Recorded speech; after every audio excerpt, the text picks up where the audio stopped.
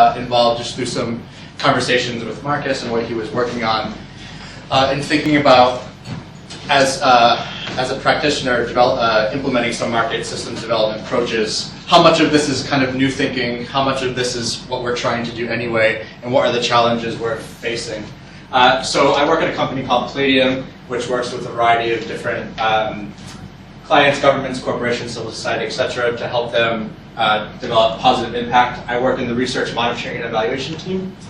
So we help to design and implement monitoring and evaluation systems for all of Palladium's programs. We also do impact evaluations of other development programs to help understand how programs work a bit more. But I'll be talking about my work today, helping to design the monitoring and evaluation system for NewTech, which is the roll-off-the-tongue acronym, Northern Uganda Transforming the Economy Through Climate Smart Agribusiness Market Development Component. So I'll be referring to it as NewTech for the rest of the presentation. So the market development component is the MVP component of a larger DFID-funded program working in 3 regions in northern Uganda, implemented by a consortium led by Palladium, following the market systems development or making markets work for the poor MVP approach, which I'll talk about in a minute. We've got a team of about 25 on the ground now, and targeting increased income and resilience of more than 75,000 poor households in northern Uganda. So as I said, this program is following the Making Markets Work for the Poor M4P approach, which I think a lot of people in this room are familiar with. And this was really kind of our core guidance document that we used to help to design the program. So really it's focused around understanding a core transaction between supply and demand in a market system, starting to identify what are the different functions that dictate what the degree to which this performs well, this works, and the rules of the game that dictate that structure. So that's what we set out to do. Again, the key principles of a market systems development approach is a sustainability focus, so it's always about exit strategy. It's about understanding yourself as an external component to the program and trying to align incentives. As Marcus was brought up, looking at impact at scale, so starting with pilots and how those go through a system. Responding complexity, which I'll be talking a little bit about today, and then adapting a change. So I thought that should be iterative, adaptive programs, gathering data, analyzing it, and changing course of action based on evidence.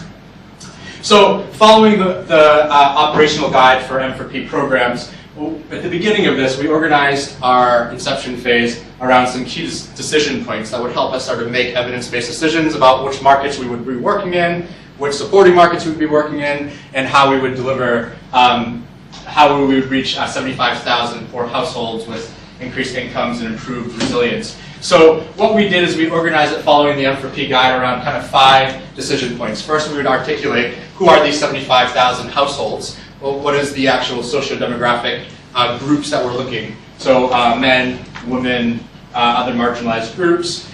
From that, we start to get a sense of where are the poor located. So what's a long list of commodity markets? Markets where poor are engaging on a day-to-day. That would get us to a short list, and then we start to get to some of the underlying causes, those systemic constraints, where we would start to think about innovations, interventions, business models, whatever we might call them, and then by the end of that come up with an intervention portfolio. So we had these 5 decision points. We said we'll do a series of activities over the course of this 9-month inception phase, 8-9-month inception phase. At the end of each of these phases, we'll have kind of a reflection session where we bring together our project direction team, DFID, other stakeholders to start to analyze and interpret the results at each stage and make decisions for the next. So it all sounds very logical and should go smooth and extremely according to plan. So over 8 sort of 9-month inception phase, these are kind of the 5 big decision points that we talked about, and we've organized our inception phase along deliverables around this. So a first deliverable for defining the target population, a second that explained how we got from a long to a short list of markets and how we selected some core commodity markets to focus on, and then a series of deliverables looking at how we analyze the systemic constraints within those markets, thinking about some quick wins, some early interventions that we might, from all of this work, some possible innovations or possible business models that we might start to deliver, and then finalizing that with an overall intervention portfolio design and the full market systems analyses.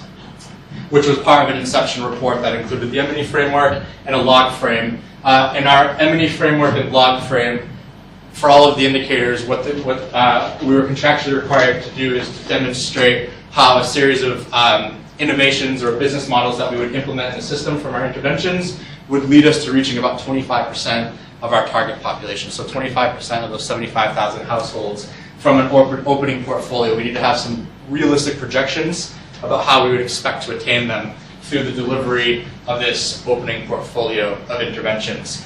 Now, we started to work on a milestone basis. There's conversations around performance by results as part of this, and some of these were contractual deliverables that required approval before we can move to the next phase. So quite a lot to do in a 9-month inception phase. So our overall approach to how we were going to achieve this was rooted in the research monitoring evaluation team at Palladium's kind of understanding of change in a complex system and some tools and different processes that we've been using to help to intervene both on governance but also market systems programs. So we understood that when we're thinking about a complex system, we're thinking about actors that are in a defined system. So we need to start to articulate who are the different actors in our system and what bounds them. And as Marcus was saying, those the boundaries in the system, they're a bit arbitrary, but they are necessary. Every system needs to be bound. So who are the different actors in our system? From that, we need to understand it's about interrelationships, about how people interact. So starting to look a bit more at the interactions between these different agents. What's driving the current behaviors of them specifically? What's driving the nature of the relationship and transactions between them?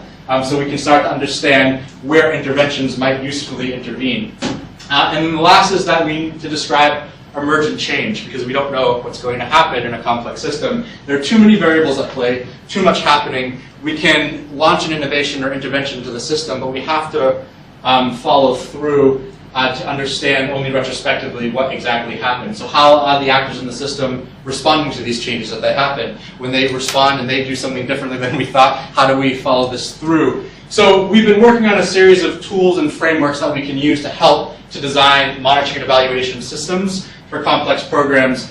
We've codified it into a framework we're calling the ABC framework, Actor-Based Behavior Change Framework, because it's focusing on actors, behavior, and demonstrating change through causality. So deeply rooted in some of the frameworks around systems thinking and complexity science, drawing from the insights from behavioral research, particularly behavioral economics and market systems programs, and understanding causality. ABC is easy to remember, and it comes in with a built-in theme song from a Motown legend.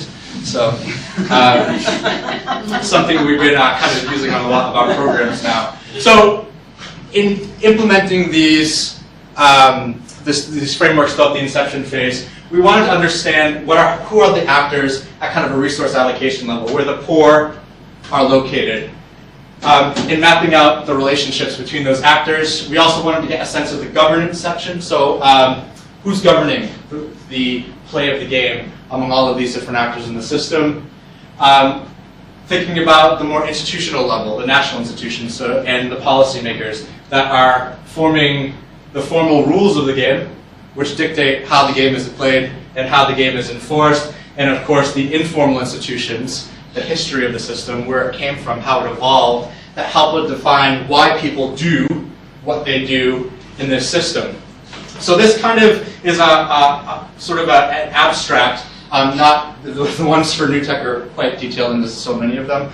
This is just kind of a stylized one, but I'm going to use this system map and keep coming through it because this is kind of the core framework that we kept coming back to as we worked through the inception phase. So from understanding this systems map, we can start to think about the causal impact pathways for New Tech. In that New Tech would start to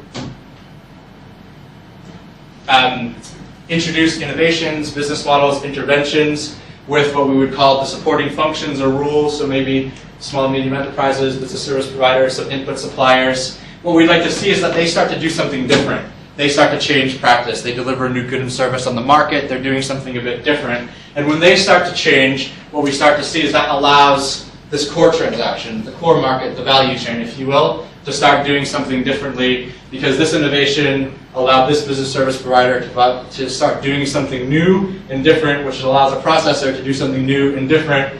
Ultimately, that would lead to improved performance, and we might see that in terms of sales from the different nodes of the value chain down here, the nodes of the system, and then should get down to the poor people who will ultimately benefit from the system performing. And if a market systems development approach, if it's truly a systemic intervention and it goes viral throughout the system, everybody gets lifted up, everybody benefits. So you should start seeing both poor as producers and poor as employees starting to benefit in the long term. So this is kind of how we understood the causal impact pathway of where we were going to intervene. Right. So how did this all go, and how did this respond to the three main insights of this research study? So economic change is an evolutionary process. So Marcus was talking about a need for situational awareness. We need to understand the system, how it evolved, where it came from. We also need to be looking for best fit business models within that, and that's embracing this evolutionary concepts around variety selection, amplification. So we had a core analytical approach throughout our inception phase that really focused on primary and secondary data collection and analysis to understand the system. What is the system? How are people engaged? Who are they relating to? Where does it come from? How has it evolved? And where are possible opportunities to change? And this was really a large focus of our inception phase of the program, largely because a lot of the contractual deliverables we had throughout the inception phase were linked to outputs of this analytical process. So in terms of understanding the fitness landscape and a situational awareness, I think that we did quite well at getting really deep into this market system and understanding the system itself. We looked at secondary sources, primary sources around growth potential, the pro-poor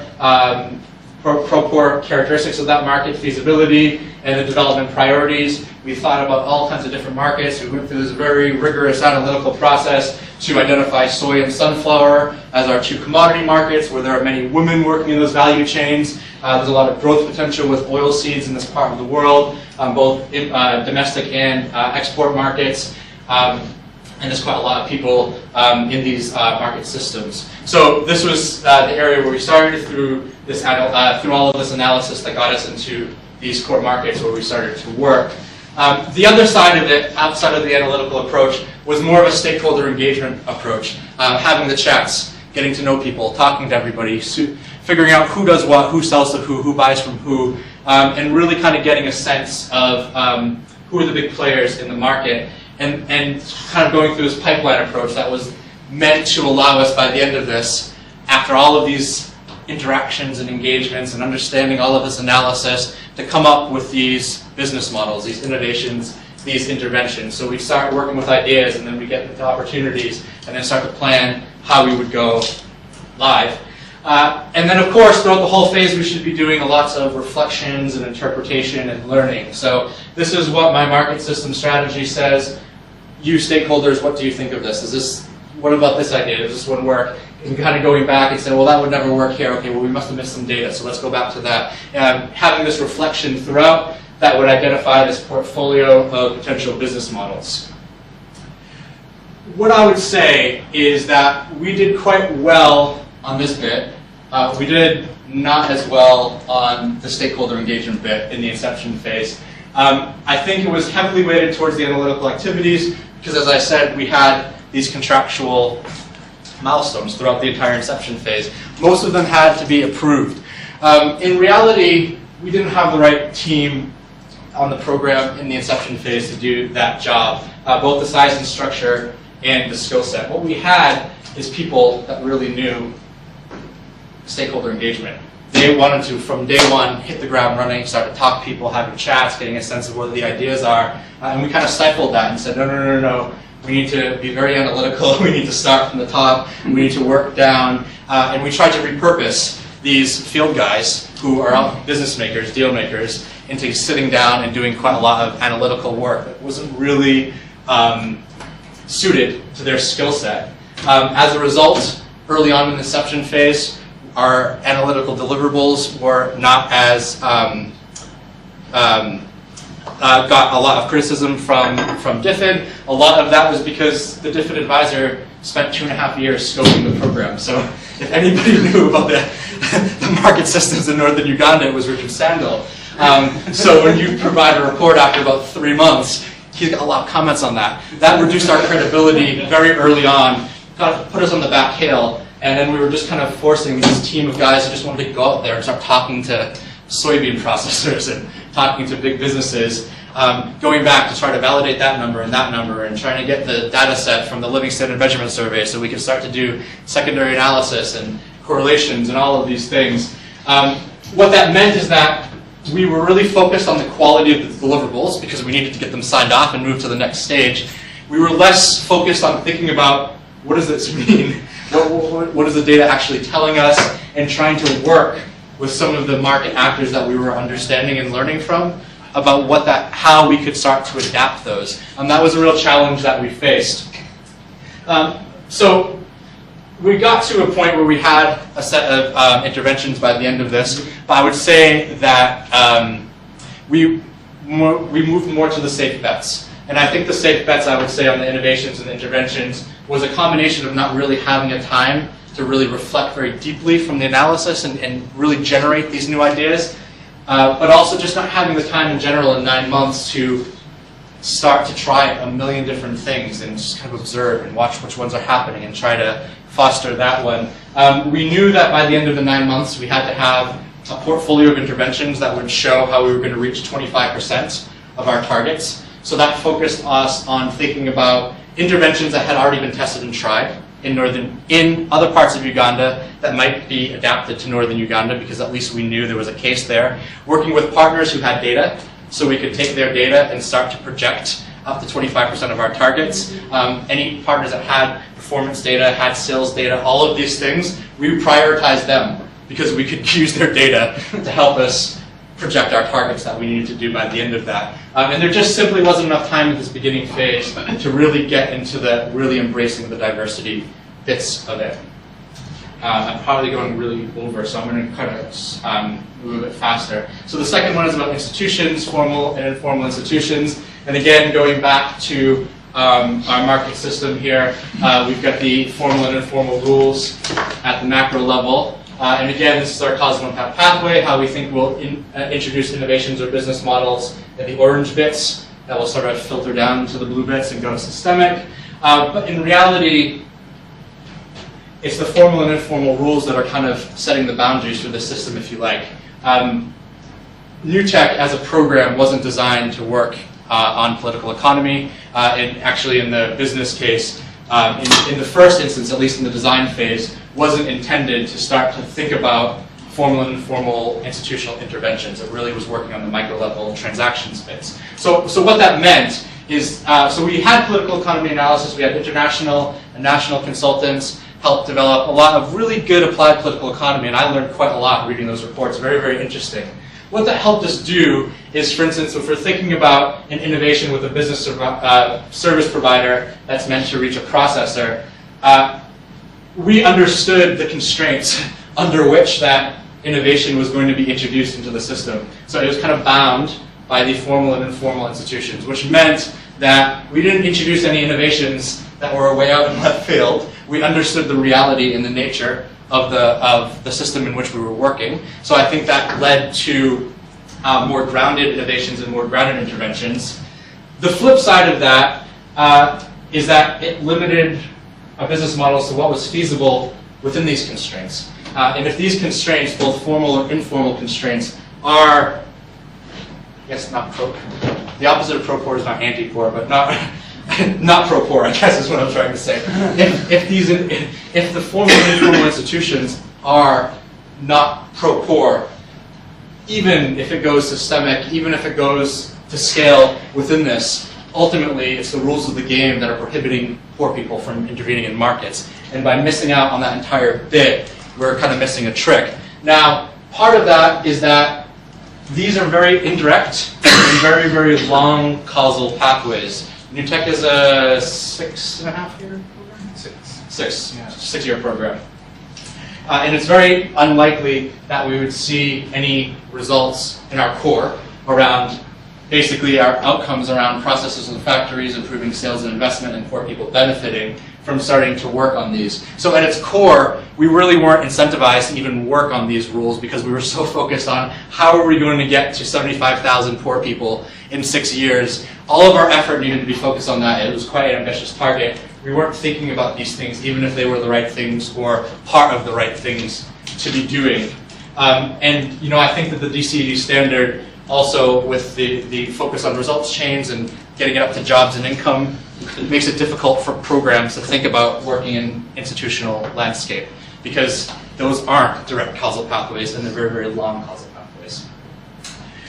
The last is about complexity and social change, and I think this is probably the hardest one for any person working on results measurement, trying to design a results framework or log frame for a complex program, and again, where we challenge. So, these are things we've been talking about: high uncertainty, high social conflict, and complex situations. We're in the domain of the unknowable, as Snowden would call it. So, not only do we not know what's happening, but it's not possible to know what's happening. We can only understand what happened in retrospect.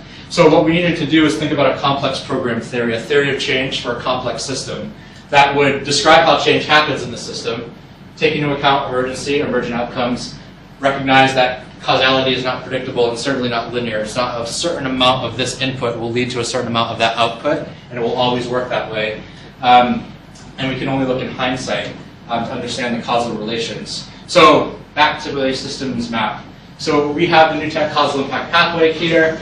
We might think that we will do something with an input supplier, and this is our causal impact pathway, but you recognize that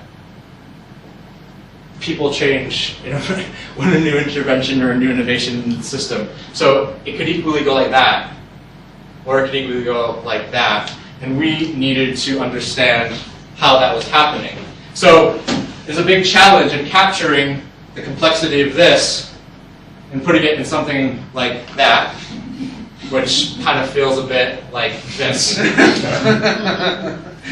So how do we try to overcome that a bit through our work? What we ended up doing is coming up with a conceptual framework as our theory of change. A very, Rick Davies might call it a loose theory of change, that just kind of demonstrated a more broad impact pathway that accommodates emergence, but understands that more or less we're following that systems map. We're going through the supporting functions, watching how they change. When they change, we would assume that somebody in the middle, that the core will change. If they change, we would hope that they perform better and poor people would benefit. So it allowed us to kind of come up with a general flow of how we thought change would happen, but adapt it to an intervention-specific context. So this is an example from an aggregation intervention where we use that broad conceptual framework about following change through till we get to smallholders benefiting, understanding how if we came up with a business case that would address some constraints to change that warehouses were facing, they would do something differently, which would allow aggregation centers to do something differently. Them doing something differently would ultimately allow smallholders to participate better in that whole market system. So for each of the interventions, we came up with this kind of detailed intervention causal impact pathway that followed our broad pathway and allowed us to kind of get a sense of what change might look like over time and how would we observe these changes happening, and if these aren't happening, how do we adapt?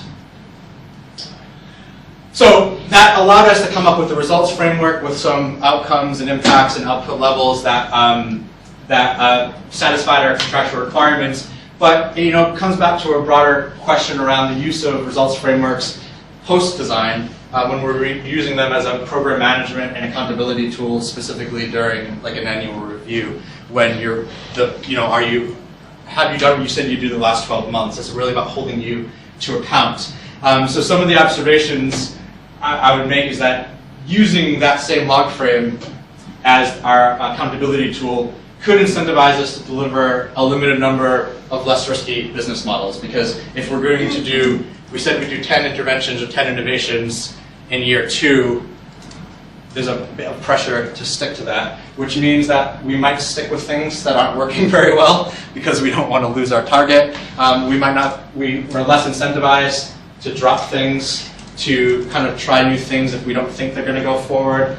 And it's hard to accommodate adaptation into the log frame in that sense. So there's some real big questions here about how do we set up a log frame that allows the program to do what it did, even though we were able to design something that worked for us in our inception phase. This is just the last slide, a few key reflections. On the structure of the inception phase, I think that we needed more of a balance between the analytical and the stakeholder engagement, the kind of the deal making versus the sort of diagnosis type stuff, if you will. So more on the relationship building in general. And I think that probably meant more time with the different advisor. This chap spent 2.5 years designing this program. Our first port of call really should have been, Richard, how do we start to design this program based on everything that's in your head? And working much more closely with him.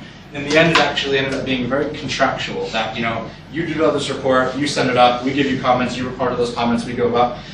It needed to be much more dialogue, much more together. And I'll trace that back to our first sort of kickoff workshop where we came up with our decision points. Richard should have been at the table with us.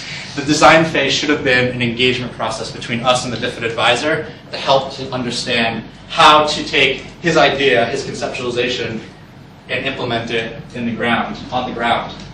So that's just kind of one reflection. And we need to identify ways that would have allowed Richard to hold us accountable over the course of our inception phase to feel like we were on the right track and we were making progress and going in the right direction. So there's some conversations that need to happen with that, and I hope on Thursday is something we might be able to pick up. And then just challenges the log frame in general. Work with institutions requires much more indirect and longer pathways, and results frameworks in general is a linear framework that favors predictability and linear pathways. Marcus was giving the example of complicated versus complex, and I think, you know, a log frame suits very well complicated programs when it's about central command and everybody doing things in a certain order, and if you don't do it in an order, it will all break down. So it's a good way to break up your work into bits and do it like that. But there is a need for a more flexible and adaptive framework for results measurement if we want to start to think about the broader system. And I think that is it. Thank you very much.